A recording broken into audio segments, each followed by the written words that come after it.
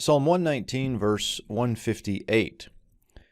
Raiti bogadim ve'et kotata, asher imratecha lo shamaru.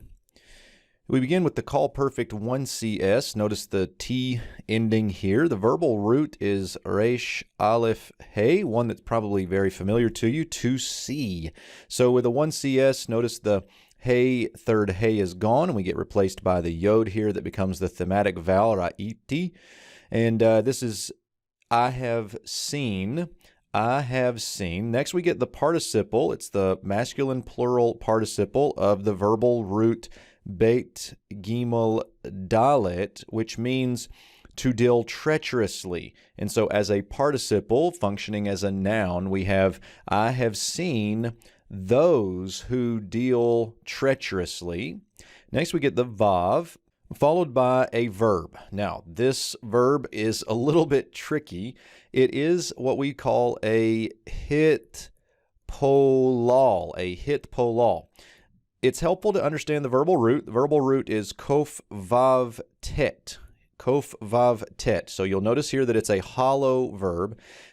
Sometimes, in fact, very often, in hollow verbs that would take a doubled second root, so something like the PL, the pual, or the hitpael, they get shifted to these verbal roots, polal, polel, and hitpolal. In this case, we're looking at the hitpolal because we've got this et right here at the beginning. The et at the beginning with the aleph tells us we're looking at a hitpolal imperfect 1CS. And so we get here, I have seen those who deal treacherously, and I feel disgusted, or I am disgusted. So an odd verbal form there, but translates pretty standardly.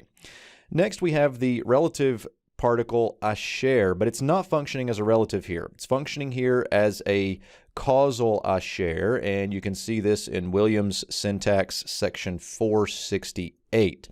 Williams Syntax section 468, the causal asher. So we get here because your word, imra, plus a 2ms suffix, the tav lands in there because it's a feminine noun. Here we get the negation followed by the call perfect 3CP of shin mem resh, to keep, because your word they have not kept.